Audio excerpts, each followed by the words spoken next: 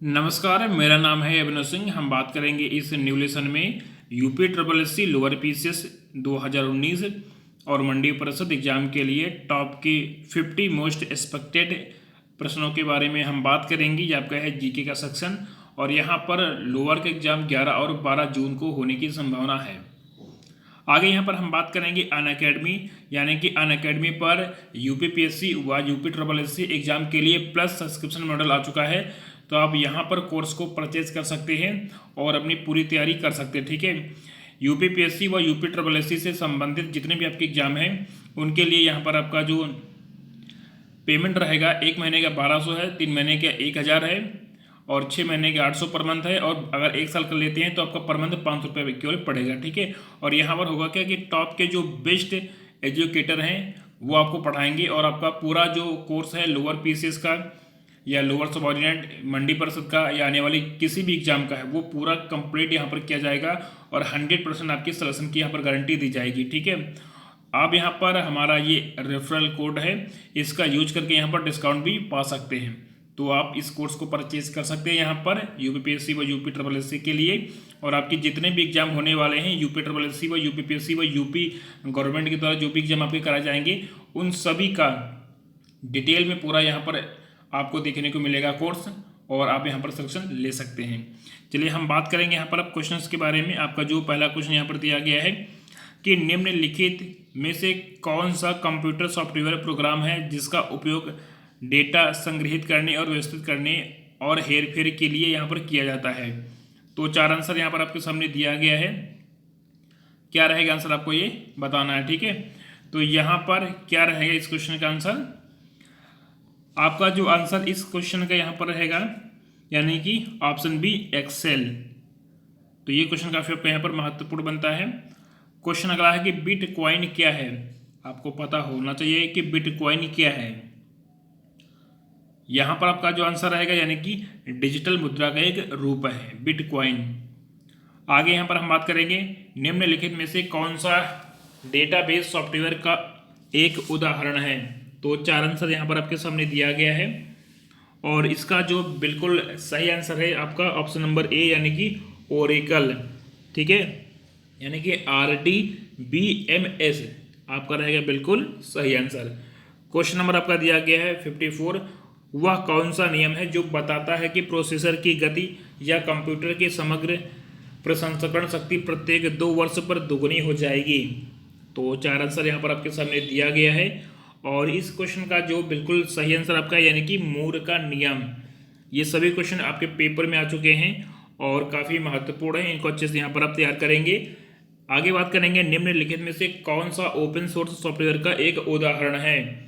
तो 4 आंसर यहाँ पर आपके सामने दिया गया है और आपका जो बिल्कुल सही आंसर रहेगा इस क्वेश्चन का यानी कि लिबर ऑफिस आपका रहेगा बिल्कुल सही आंसर। और ये क्वेश्चन भी काफ़ी आपका यहाँ पर महत्वपूर्ण बन जाता है। ठीक है, तो इन बातों को बहुत अच्छे से आप ध्यान में रखेंगे कि यहाँ पर ओपन सोर्स सॉफ्टवेयर का कौन सा आपका एक उदाहरण है। तो आपका जो आंसर रहेगा इस क्वेश्चन का ऑप्शन आपका हो जाएगा सी।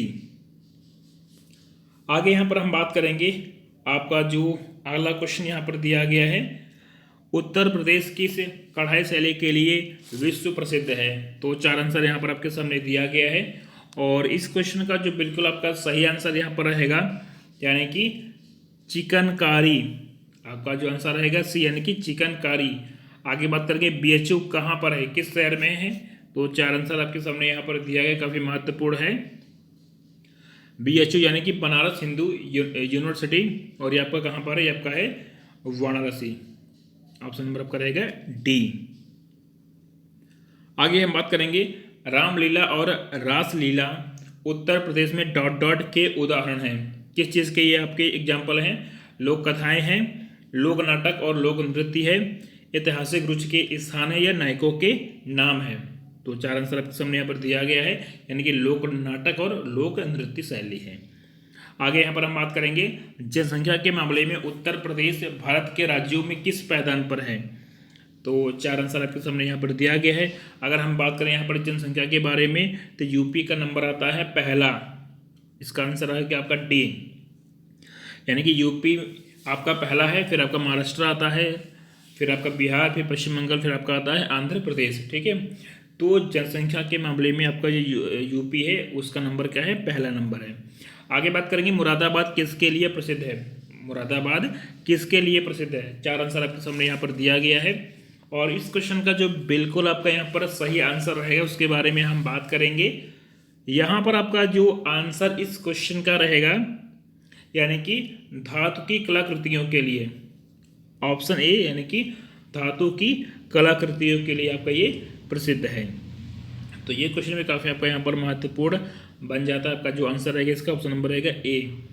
आगे यहाँ पर हम बात करेंगे उत्तर प्रदेश में एकमात्र तेल रिफाइनरी कहाँ पर है। तो कहाँ पर है आपको ये बताना है, क्वेश्चन काफ़ी महत्वपूर्ण है। और इसका जो बिल्कुल सही आंसर आपका दिया गया है यानी कि ऑप्शन बी मथुरा। आगे यहाँ पर हम बात करेंगे निम्नलिखित में से कौन सा विश्वविद्यालय 1917 में सेंट्रल हिंदू कॉलेज के साथ अपने प्रथम घटक कॉलेज के रूप में शुरू किया गया था।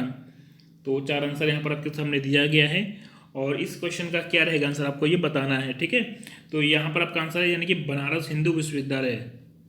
बनारस हिंदू विश्वविद्यालय आपका रहेगा बिल्कुल सही आंसर इस क्वेश्चन का। ठीक है, आगे बात करेंगे उत्तर प्रदेश में किस धर्म के अनुयायी सबसे कम हैं।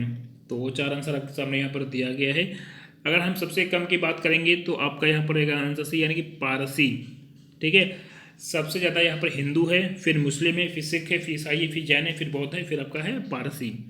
आगे यहाँ पर हम बात करेंगे निम्नलिखित में से कौन सी भाषा उत्तर प्रदेश में सबसे कम लोगों द्वारा ये बोली जाती है। तो सबसे कम लोग यहाँ पर कौन सी भाषा बोलते हैं, 4 आंसर आपके सामने यहाँ पर दिया गया है। ठीक है, तो आप सभी को पता है कि हिंदी यहाँ पर सबसे ज़्यादा बोली जाती है, फिर आपका भोजपुरी, फिर आपका उर्दू है, फिर आपका संस्कृत, यानी कि नंबर 4 पर आपका है संस्कृत, ऑप्शन नंबर ए, जो कि सबसे कम बोली जाती है। आगे यहाँ पर हम बात करेंगे कि निम्नलिखित में से कौन सी फसल उत्तर प्रदेश में आमतौर पर या व्यापक रूप से उगाई नहीं जाती है। तो कौन सी फसल यहाँ पर उगाई नहीं जाती है, 4 आंसर आपके सामने यहाँ पर दिया गया। क्वेश्चन काफी महत्वपूर्ण है, इसका आंसर आपका है डी यानी कि कपास। ठीक है, यानी कि कपास ये उत्तर प्रदेश में इसको नहीं उगाया जाता है। ठीक है, ये क्योंकि यहाँ की मिट्टी इसके लिए उपयुक्त नहीं है। ये आपका जो कपास है आपका गुजरात और महाराष्ट्र में जो है एक अच्छी मात्रा में होता है। ठीक है, क्योंकि वहाँ पर जो है काली मिट्टी पाई जाती है। ठीक है, तो इसका आंसर नंबर आपका रहेगा डी। आगे बात करेंगे निम्नलिखित में से किस नेता को नेताजी कहा जाता था। तो किस नेता को यहाँ पर नेताजी बोलते थे, 4 आंसर आपके सामने यहाँ पर दिया गया है। और आपका जो बिल्कुल सही आंसर है यानी कि नेता सुभाष चंद्र बोस को बोलते थे नेताजी। अगर यहाँ पर हम बात करें आपका जो आंसर इसका सी है यानी कि जो आपका ऑप्शन सी के मोहम्मद अली जिन्ना को क्या बोलते थे। तो मोहम्मद अली जिन्ना को बोलते थे कायदे आजम कहते थे। महात्मा गांधी को राष्ट्रपिता कहते हैं। इन बातों को ध्यान में रखेंगे। आगे बात करेंगे निम्नलिखित में से कौन एक भारतीय राष्ट्रीय आंदोलन में क्रांतिकारी नेता नहीं थे। तो 4 आंसर यहाँ पर भी आपके सामने दिया गया है और आपका जो आंसर है यानी कि गोपाल कृष्ण गोखले, आपका आंसर है सी। ठीक है, गोपाल कृष्ण गोखले महात्मा गांधी के ये राजनीतिक गुरु थे। ठीक है, और ये क्रांतिकारी नेता बिल्कुल भी नहीं थे, बाकी आपके जो है क्रांतिकारी नेता थे। आगे बात करेंगे जलालुद्दीन मोहम्मद किस नाम से प्रसिद्ध हैं। तो 4 आंसर यहाँ पर भी आपके सामने दिया गया है। इनको बोलते हैं अकबर। क्या बोलते हैं, ऑप्शन बी आपका रहेगा अकबर। ठीक है, जलालुद्दीन मोहम्मद अकबर को यहाँ पर बोलते हैं। आगे बात करेंगे खगोलविद वराह मिहिर और कवि कालिदास किसके दरबार में हिस्सा थे। 4 आंसर आपके सामने यहाँ पर दिया गया है और आपका आंसर है यानी कि विक्रमादित्य, ऑप्शन ए। आगे हम बात करेंगे 1917 में चंपारण सत्याग्रह किस राज्य में प्रारंभ किया गया था। तो किस राज्य में हुआ ये आपका, 4 आंसर आपके सामने यहाँ पर दिया गया। क्वेश्चन काफी महत्वपूर्ण है, आपका आंसर है सी यानी कि बिहार। आगे बात करेंगे अंग्रेजों से आज़ादी के लिए लड़ रहे भारतीयों द्वारा उठाए गए शपथ कि वे सिर्फ भारतीय निर्मित सामानों विशेष रूप से कपड़े का उपयोग करेंगे को डाडट आंदोलन बोला गया। तो इसे बोला गया यहाँ पर जो है स्वदेशी आंदोलन, ऑप्शन सी। आगे यहाँ पर हम बात करेंगे सिपाही विद्रोह किस वर्ष हुआ। 1920 में, 1857 में, 1935 में या 1842 में। तो यहाँ पर आपका जो आंसर रहेगा इसका ऑप्शन बी यानी कि 1857 में। ठीक है, क्या होता है, सिपाही विद्रोह होता है। आगे बात करेंगे विश्व में सबसे बड़ा गर्म रेगिस्तान कौन सा है विश्व में। तो 4 आंसर आपके सामने यहाँ पर दिया गया है और यहाँ पर आपका आंसर है ऑप्शन बी यानी कि सहारा। आपका क्वेश्चन नंबर यहाँ पर आपका दिया गया है अगला कि डॉट डॉट दर्रा तिब्बत के साथ सिक्किम राज्य को जोड़ने वाली भारत चीन सीमा पर है। तो इस दर्रे का नाम क्या है? क्वेश्चन काफ़ी महत्वपूर्ण है और यहाँ पर आपका जो आंसर है यानी कि नाथुला दर्रा। ठीक है, नाथुला दर्रा। अगर यहाँ पर हम बात करें दर्रे के बारे में तो नाथुला दर्रा आपका ये आपका तिब्बत के साथ सिक्किम राज्य को जोड़ने वाला भारत चीन सीमा पर है। अगर हम बात करें बनिहाल दर्रा के बारे में, बनिहाल दर्रा, तो बनिहाल दर्रा जम्मू से श्रीनगर जाने का मार्ग है और जवाहर सुरंग इसी में स्थित है। अगर हम बात करें रोहतांग दर्रा तो ये हिमाचल प्रदेश के पीर पंजाल श्रेणी में है। ठीक है, अगर यहाँ पर हम बात करें खरदंगला दर्रा तो आपका जो है लद्दाख से सियाचिन जाने का मार्ग है और इसी के सहारे नुब्रा घाटी जाया जा सकता है। ठीक है, इन बातों को ध्यान में रखेंगे। आगे बात करेंगे भारत के किस राज्य में सबसे ज़्यादा बांध हैं। तो किस राज्य में सबसे ज़्यादा बांध हैं? चार आंसर आपके सामने यहाँ पर दिया गया है। आपका आंसर डी यानी कि महाराष्ट्र, यहाँ पर 1800 से ज़्यादा बांध हैं। कितने? 1800 से ज़्यादा। क्वेश्चन नंबर आपका दिया गया है अगला कि पृथ्वी का कठोर बाहरी हिस्सा जिसमें क्रस्ट और बाह्यता मेटल शामिल है उसे क्या कहा जाता है? तो चार आंसर यहाँ पर आपके सामने दिया गया है और इसे क्या बोलते हैं? इसे बोलते हैं स्थल मंडल कहते हैं, ऑप्शन बी। आगे हम बात करेंगे काराकोरम पर्वत श्रृंखला में सबसे ऊंची चोटी यहाँ पर कौन सी है? तो आपका आंसर क्या रहेगा? यानी कि ऑप्शन बी यानी कि K2। K2 आपका रहेगा बिल्कुल सही आंसर कि काराकोरम पर्वत श्रृंखला में सबसे ऊंची चोटी आपकी है K2। आगे बात करेंगे स्वीडन की राजधानी का यहाँ पर नाम क्या है? आपको ये बताना है कि नाम क्या है। तो चार आंसर आपके सामने यहाँ पर दिया गया है, इसका नाम है स्टॉकहोम। ये सभी क्वेश्चन काफ़ी महत्वपूर्ण आपके आने वाले एग्जाम के लिए हैं। आगे बात करेंगे भारत के राष्ट्रपति का जो कार्यकाल है वो कितने वर्षों का होता है? तो आपको ये पता होना चाहिए कि भारत के जो राष्ट्रपति है इनका कार्यकाल 5 साल का होता है। कितने साल का होता है? 5 साल का होता है। आगे यहाँ पर हम बात करेंगे किसी नए राज्य के गठन के लिए भारतीय संविधान की अनुसूची में संशोधन करने की आवश्यकता होती है। तो चार आंसर आपके सामने यहाँ पर दिया गया है और इस क्वेश्चन का क्या रहेगा आंसर आपको ये बताना है।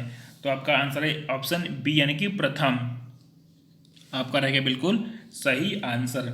आगे बात करेंगे वर्ष 2018 में पंचायती राज की कौन सी सालगिरह मनाई गई? तो वर्ष 2018 में आपकी मनाई गई 25 यानी कि 25 नंबर की सालगिरह यहाँ पर मनाई गई। ठीक है, आगे बात करेंगे सर्वोच्च न्यायालय के न्यायाधीश पद पर नियुक्ति के पात्र बनने के लिए किसी जज को उच्च न्यायालय के न्यायाधीश के रूप में कितने वर्षों की सेवा करना आवश्यक होता है? तो आपका जो आंसर है ऑप्शन बी यानी कि 5 साल, कम से कम 5 वर्ष होना चाहिए। आगे यहाँ पर हम बात करेंगे आपका जो अगला क्वेश्चन है कि निम्नलिखित में से कौन सा गांधीवादी दर्शन का हिस्सा नहीं है? तो चार आंसर यहाँ पर आपके सामने दिया गया। क्वेश्चन काफ़ी महत्वपूर्ण है और आपका इसका आंसर है ऑप्शन सी यानी कि व्यवसाय। आगे बात करेंगे किस सामाजिक सुधारक और राजनेता को प्यार से बाबा साहेब कहा जाता था? तो बाबा साहेब किसको बोलते थे?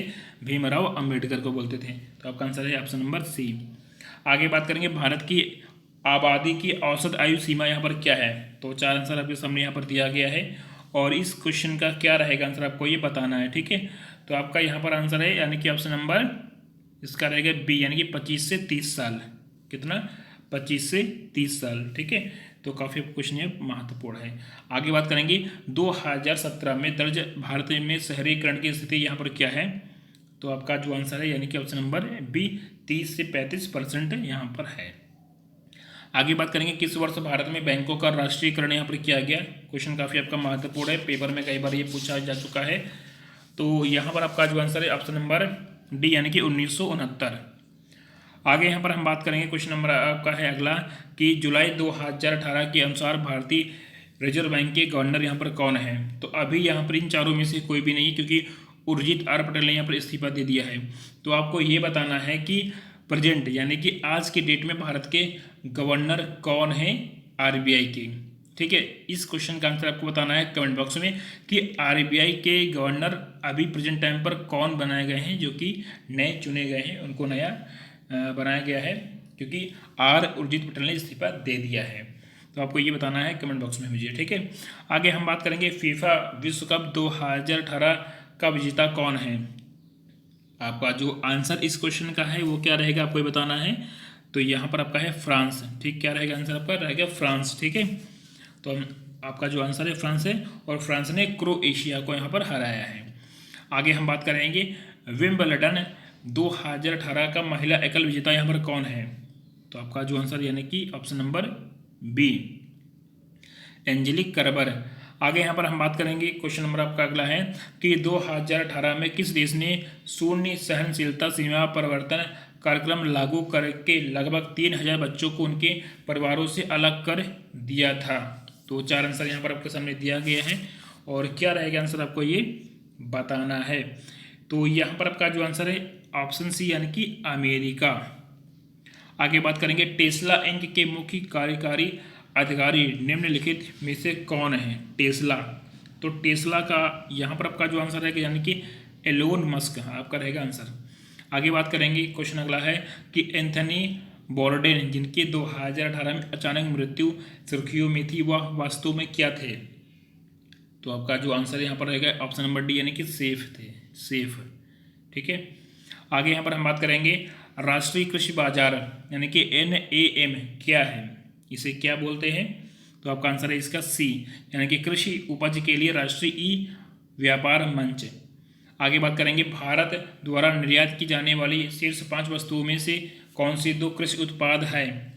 तो 4 आंसर आपके सामने यहाँ पर दिया गया है, आपका आंसर है सी यानी कि चावल और चीनी। आगे बात करेंगे भारत की जनसंख्या का कितना प्रतिशत रोजगार के लिए कृषि क्षेत्र पर ये निर्भर है। तो आपका आंसर रहेगा ऑप्शन ए यानी कि 45 से 55%। आगे बात करेंगे सर्दियों में उगाई जाने वाली फसलें जिनकी वसंत में कटाई की जाती डॉट डॉट फसलें कहलाती हैं, ऐसी फसलों को क्या बोलते हैं। तो इन्हें बोलते हैं रबी की फसल बोलते हैं। क्या बोलते हैं, रबी की फसल, जिसमें गेहूँ, जौ, सरसों, चना, मटर ये सभी आपकी शामिल रहती हैं। आगे यहाँ पर हम बात करेंगे, आपका जो अगला क्वेश्चन है कि संयुक्त राष्ट्र मानवाधिकार परिषद हाल ही में समाचारों में किन कारणों से था। तो आपका जो आंसर रहेगा इसका ऑप्शन नंबर बी रहेगा, ठीक है। आगे यहाँ पर हम बात करेंगे, क्वेश्चन आपका है 100 कि भारत का पहला राष्ट्रीय खेल विश्वविद्यालय किस राज्य में स्थापित किया गया है। तो ये क्वेश्चन काफ़ी आपका महत्वपूर्ण है, और यहाँ पर आपका आंसर है यानी कि ऑप्शन नंबर डी यानी कि मणिपुर।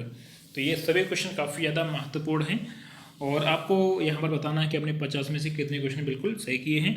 दोस्तों इसके अलावा मैं आपको ये बता दूँ कि अगर आप अनअकैडमी लर्निंग ऐप पर जाते हैं और आप अगर प्लस सब्सक्रिप्शन मॉडल जो आपका नया लॉन्च हुआ अगर आप उसको लेते हैं तो लोअर BCS यानी कि लोअर सबऑर्डिनेट और मंडी बस एग्जाम आने वाले आपके जो भी एग्जाम होंगे उन सभी एग्जामों में सिलेक्शन की गारंटी है यहाँ पे, ठीक है। आपको टॉप के एजुकेटर पढ़ाएंगे और आपके सिलेक्शन होने का जो चांस है वो काफ़ी ज़्यादा रहेगा, ठीक है। आप अनअकैडमी का लर्निंग ऐप डाउनलोड करेंगे और इस तरह से आपको वहाँ पर जो है प्लस आइकन देखने को ये मिलेगा, ठीक है। इस पर जब क्लिक करेंगे, इस पर क्लिक करेंगे, ठीक है, तो आपको इस तरह से यहाँ पर देखने को मिल जाएगा, ठीक है, कि वहाँ पे कितना आपको पैसा पेमेंट करना है, क्या करना है। और अधिक जानकारी के लिए आप मुझे फ़ोन कर सकते हैं, ठीक है, और आप मुझे SMS भी कर सकते हैं व्हाट्सएप पे। तो आप इसको ले लीजिए, काफ़ी अच्छा ही आपका पूरा प्लस कोर्स यहाँ पर लॉन्च किया गया है आपके लोअर एग्जाम मंडी परिषद के लिए, और आने वाले जितने भी आपके यूपी के एग्जाम हैं उन सभी के लिए यहाँ पर आपका बेस्ट आपका जो कंटेंट है आपको यहाँ पर डेली आपको यहाँ पर इसका PDF हर लेसन का PDF आपको मिल जाएगा तुरंत, जिससे कि आप उसको तैयार कर सकते हैं। इसके अलावा यहाँ पर आपको पूरा जो कोर्स का स्ट्रक्चर है वो आपको एक साथ देखने को मिल जाएगा, ठीक है। जो टॉप के एजुकेटर वो आपको यहाँ पर पढ़ाएंगे। इसके अलावा आपको यहाँ पर वीकली क्विज मिलेगा, ठीक है, और आपके जो डाउट है वो भी यहाँ पर आपके क्लियर किए जाएंगे। और अच्छी बात ये है कि अगर आप पढ़ते हैं अच्छे से तो सिलेक्शन की यहाँ पर 100% की आपकी गारंटी रहेगी। तो आप इसको ले सकते हैं और देख सकते हैं कि कौन कौन से टॉप के एजुकेटर आपको पढ़ाएंगे और आपकी तैयारी बहुत अच्छी हो सकती है, ठीक है। यानी कि कोई भी कोर्स अगर एक बार आप पढ़ लेंगे तो वो पूरा आपका कंप्लीट हो जाएगा, और उस कोर्स को आप फिर अपने आप से जहाँ जितनी बार उसको पढ़ते रहें, ठीक है, वो आपको तैयार होता रहेगा। तो हर एग्जाम के लिए यहाँ पर ये आपका जो प्लस मॉडल है इसको लॉन्च किया गया है, और मेरे हिसाब से बहुत बेस्ट मॉडल ये आपका लॉन्च हुआ है, ठीक है। तो take care, bye bye, see you.